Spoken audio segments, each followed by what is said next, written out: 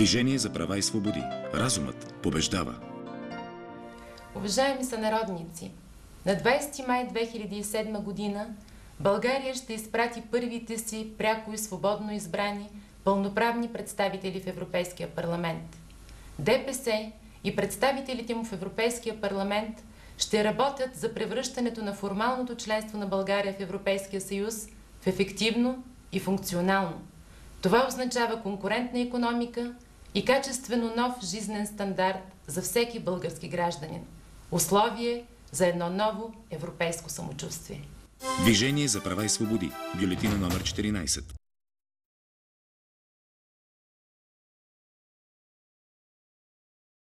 Движение за права и свободи. Разумът побеждава. Фелис Хюсменова.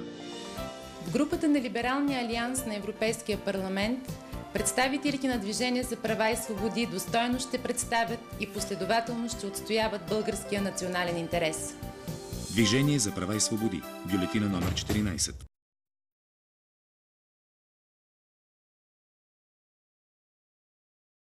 Движение за права и свободи. Разумът побеждава. Мария Лабаева. В групата на Либералния алианс на Европейския парламент представителите на Движението за права и свободи достойно ще представят и последователно ще отстояват българския национален интерес. Движение за права и свободи. Бюлетина номер 14.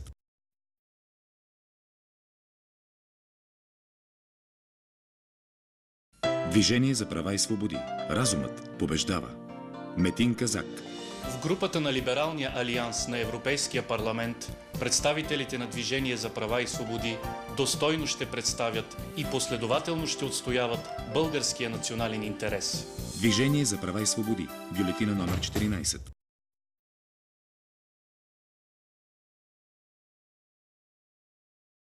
Движение за права и свободи. Разумът побеждава. Професор Владко Панайотов. В групата на Либералния алианс на Европейския парламент представителите на Движението за права и свободи достойно ще представят и последователно ще отстояват българският национален интерес. Движение за права и свободи. Бюлетина номер 14.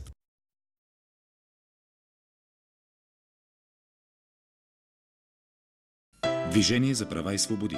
Разумът побеждава. Професор Ваня Матанова. В групата на Либералния алианс на Европейския парламент представителите на Движението за права и свободи достойно ще представят и последователно ще отстояват българския национален интерес. Движение за права и свободи. Бюлетина номер 14.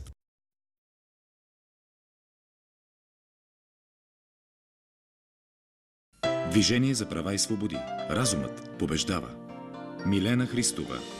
В групата на Либералния алианс на Европейския парламент представителите на Движение за права и свободи достойно ще представят и последователно ще отстояват българският национален интерес. Движение за права и свободи. Бюлетина номер 14.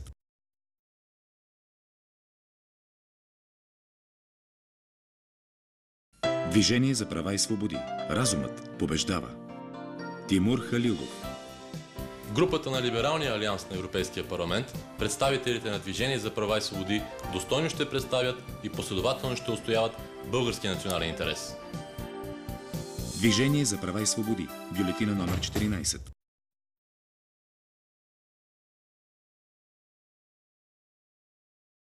Движение за права и свободи. Разумът побеждава. Корман Исмаилов. Групата на Либералния алианс на Европейския парламент представителите на Движение за права и свободи достойно ще представят и последователно ще отстояват българският национален интерес. Движение за права и свободи. Бюлетина номер 14.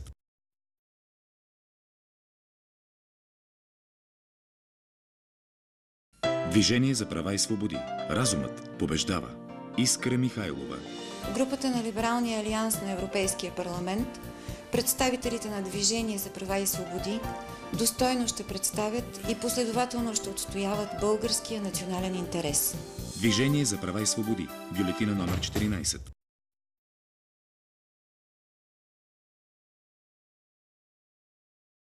Движение за права и свободи. Разумът побеждава. Пенчо Загорски.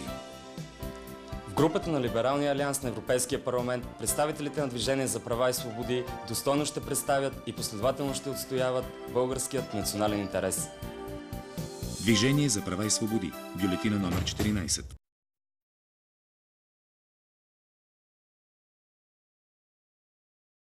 Движение за права и свободи.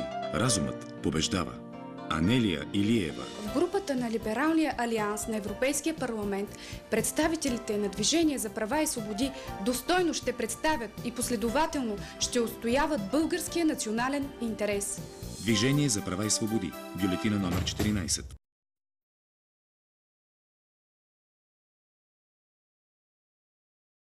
Движение за права и свободи. Разумът побеждава. Атанас Кънчев. В групата на Либералният алианс на Европейският парламент представителите на Движение за права и свободи достойно ще представят и последователно ще отстояват българския национален интерес. Движение за права и свободи. Бюлетина номер 14.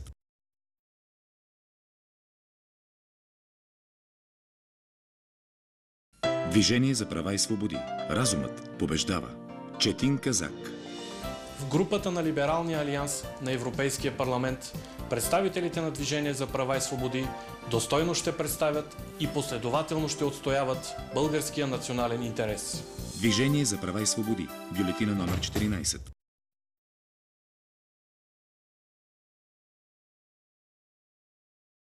Движение за права и свободи.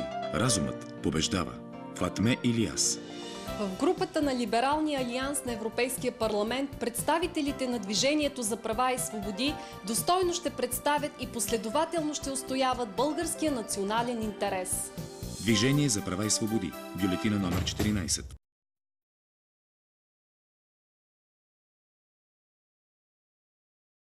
Движение за права и свободи. Разумът побеждава. Неджми Али. В групата на Либералния алианс на Европейския парламент представители на Движение за права и свободи достойно ще представят и последователно ще отстояват българския национален интерес. Движение за права и свободи. Бюлетина номер 14.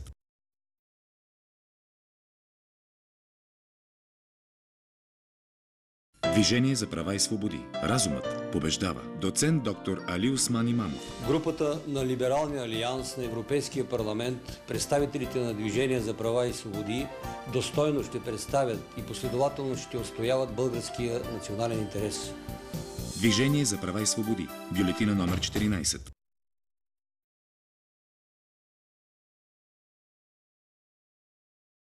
Движение за права и свободи. Разумът побеждава. Професор Людмил Георгиев. В групата на Либералния алианс на Европейския парламент представителите на Движение за права и свободи достойно ще представят и последователно ще отстояват българския национален интерес. Движение за права и свободи. Бюлетина номер 14.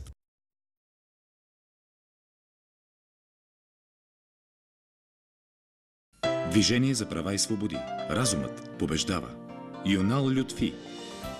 В групата на Либералния алианс на Европейския парламент представителите на Движението за права и свободи достойно ще представят и последователно ще отстояват българския национален интерес. Движение за права и свободи. Бюлетина номер 14.